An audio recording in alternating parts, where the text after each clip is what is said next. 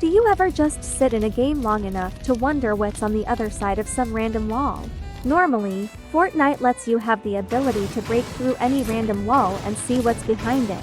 And usually, it's completely decorated and has some kind of loot in it. And while for Battle Royale, that's almost always the case. But something like Fortnite Festival, you're stuck in the box they give you. If this was something like a Valve game, it'd be as simple as putting SV_cheats1 into the console and then asking the game for no clip to get around a problem like this. But the problem with that is Fortnite doesn't have something like that, leaving me to wonder what's out there. But sometimes, very rarely, you don't have to be left to wonder. Now, some of you may be wondering how I got onto the main stage, as the only way to get here normally is to play a jam track, and even then you can't explore. Well, a bug that was found on May 13th, yes, I'm editing this very last second, was found where there was a hole in this barrier that let us squeeze past it. So I'm going to show you what's all back there. So join me and Chewbacca as we explore. But for the sake of having it remembered, there was a hole next to the Pete's Pizza/Tomato Head building, as well as the one previously mentioned. Now that we are onto the main topic, to keep the game from running badly, a lot of areas and props got removed in this change, leaving very little left over. So I had to be careful because, as you can see, it's easy to get stuck in holes you can't escape from. Even some of the smaller areas like this that are normally a sewer got completely gutted out, only leaving an honestly incredible looking almost mountain-like area under this building. And in this building, you can just casually float on nothing due to this being a one-sided texture from the bottom.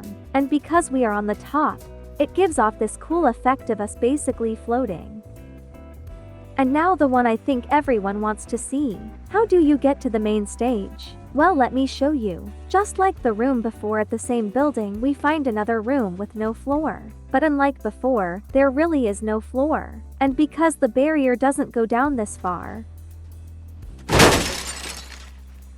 and with a little bit of a broken leg and walking, you can make it to the main stage without having to open the map file in another program. Although sadly, there isn't much you would be able to see that's interesting about the main stage. Alongside that, it has no collision, so there's nothing to climb on. The most interesting thing I could find was the fact that part of the runway is completely gone for some reason. Another thing is the fact that this mini stage is here that normally only appears when you finish a song on the main stage.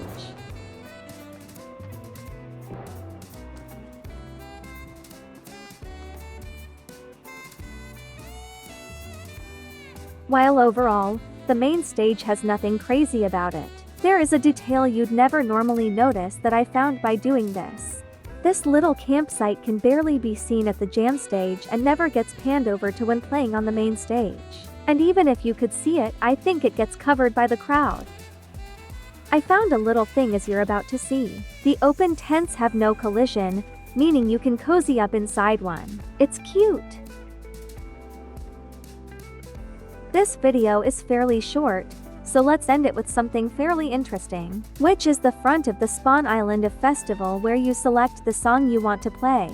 It normally goes unused, but because it's a reused asset, I can actually show you the full thing. It is actually the dark tilted movie theater sign reused from Creative, which is an edited version of, the movie theaters from the first Batman crossover edited to be copyright free. Which I suppose is interesting, and, oh no wait, no, the song select is in an abandoned opera house. Oh heck no. Burn it. No, nope, nah. 12 seconds later. I think I over-exaggerated.